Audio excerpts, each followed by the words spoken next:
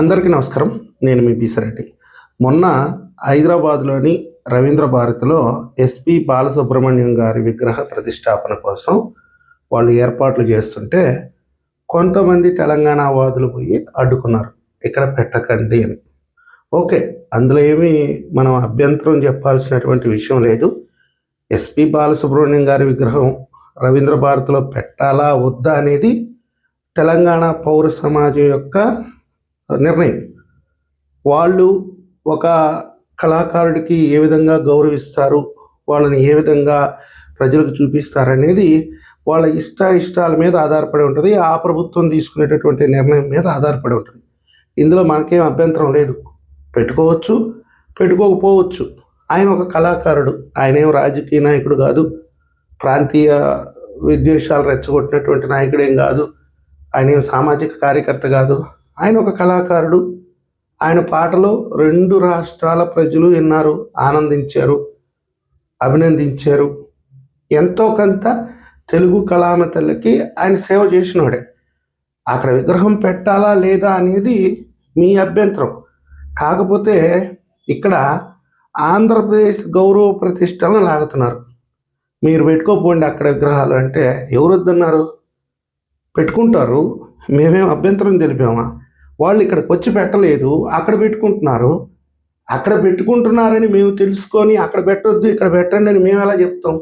ఎవరైనా సరే ఒక సగటు ఆంధ్రప్రదేశ్ పౌరుడిగా తెలంగాణలో ఎవరైతే ఈరోజు అడ్డుకుంటున్నారో వాళ్ళని ప్రశ్నిస్తున్నా నేను. మాకేం తెలుసు వాళ్ళు ఎక్కడ విగ్రహాలు పెట్టుకుంటున్నారో, ఏం చేస్తున్నారు అనేది? వాళ్ళు అక్కడే స్థిర నివాసం ఏర్పాటు చేసుకున్నారు. వాళ్ళు ఈరోజు తెలంగాణ పౌరులుగానే వాళ్ళు బతుకుతున్నారు. ఆంధ్రప్రదేశ్ ఎన్ని సంక్షోభాలను ఎదుర్కొంటున్నా వాళ్ళు నోరు తెరిచి మాట్లాడింది లేదు. ఇక్కడ రాజకీయాల గురించి కానీ, ఇక్కడ కళల గురించి కానీ, ఇక్కడ కళాకారుల గురించి కానీ వాళ్ళు ఎన్నడూ కూడా ఆంధ్రప్రదేశ్ వైపు కన్నెత్తి కూడా చూడలే. అనేక సార్లు ఆంధ్రప్రదేశ్ ప్రజలు కానివ్వండి, ప్రభుత్వం కానివ్వండి, సామాజిక కార్యకర్తలు కానివ్వండి, తెలుగు సినీ పరిశ్రమని విజ్ఞప్తి చేశారు. విశాఖపట్నంలో స్టూడియో పెట్టుకోండి, లేకపోతే అమరావతిలో ఏదైనా భూములు కొనుక్కోండి, అమరావతికి అనుకూలంగా మాట్లాడండి అని అనేక సార్లు విజ్ఞప్తి చేసినా వాళ్ళు ఒక్కసారి కూడా కన్నెత్తి చూసిన పాపాన పోలా. ఈ సినీ పరిశ్రమ కానివ్వండి, కొంతమంది హైదరాబాద్లో సెటిల్ అయినటువంటి కళాకారులు కానివ్వండి. ఎందుకని? అక్కడ ఉండి ఆంధ్రప్రదేశ్కి మద్దతుగా మాట్లాడితే వాళ్ళకి ఏదన్నా ఇబ్బందులు ఎదురవుతాయేమో అన్న ఉద్దేశంతో వాళ్ళు సైలెంట్గా ఉంటే ఉండొచ్చు, మేమేం కాదనట్లేదు. ఈ అంశంలోకి కొంతమంది ఆంధ్రప్రదేశ్ని ప్రశ్నిస్తున్నారు. గద్దర్ విగ్రహం పెడతారా ఆంధ్రప్రదేశ్ అసెంబ్లీ ముందు అని, ఆంధ్రప్రదేశ్ రాజధానిలో గద్దర్ విగ్రహం పెడతారా అని. మాకు తెలిసినంత వరకు గద్దర్ అనే మహానుభావుడు ఒక ప్రాంతానికి చెందినవాడు కాదు. ఆయన మా ప్రాంతానికి కూడా చెందినవాడే, మా సొంత మనిషి అనుకుంటాం.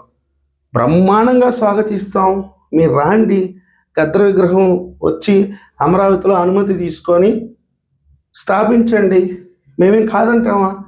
మీరు ఆ ప్రయత్నమే చేయకుండా, ఒకవేళ మీకు ఆలోచన ఉంటే గద్దర్ విగ్రహం అమరావతిలో సచివాలయం ఎదురుగా పెట్టాలి అనుకుంటే మీరు ప్రభుత్వాన్ని సంప్రదించి ఆ ప్రయత్నాలు చేసి దాన్ని ఎవరన్నా అడ్డగిస్తే అప్పుడు మీరు మాట్లాడినా దానికి ఒక సబబు ఉంటుంది.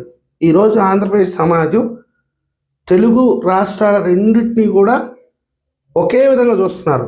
విద్వేషాలు రెచ్చగొట్టే ప్రయత్నం అయితే ఎవరు చేయట్లా. అది మీ పుట్టినీళ్ళు అయితే ఇది మా మెట్టినీళ్ళు, మీరు ఎక్కడికైనా బతకచ్చు, అక్కడైనా బతకండి, ఇద్దరం అభివృద్ధి చెందుతాం. మా ముఖ్యమంత్రి కూడా అదే చెప్తున్నాడు. తెలంగాణలో నెంబర్ 1లో ఉంటే ఆంధ్రప్రదేశ్ నెంబర్ 2లో ఉండాలి, లేదా ఆంధ్రప్రదేశ్ నెంబర్ 1లో ఉంటే తెలంగాణ నెంబర్ 2లో ఉండాలి. ఈ విధంగా మేము ఆశిస్తూ ఉంటే మీరు ఇంకా ఎందుకు ప్రాంతీయ విద్వేషాలు రెచ్చగొట్టే ప్రయత్నం చేస్తారు? మీకు మనోభావాలు ఉన్నాయి, మీ గౌరవాన్ని మీరు కాపాడుకోవాలి.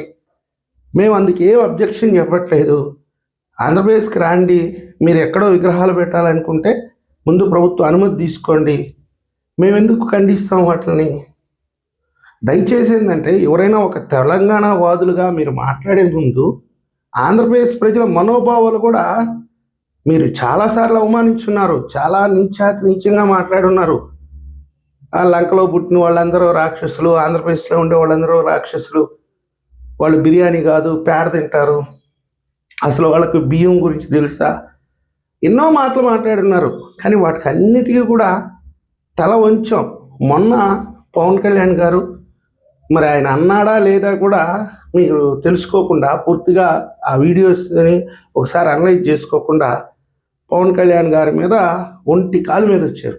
బీఆర్ఎస్ వాళ్ళు కానివ్వండి, కాంగ్రెస్లో కొంతమంది కానివ్వండి, ఇంకా సోకాల్డ్ తెలంగాణ వాదులు కానివ్వండి, తెలంగాణ మేధావులు కానివ్వండి, పవన్ కళ్యాణ్ గారు క్షమాపణ చెప్పాలి.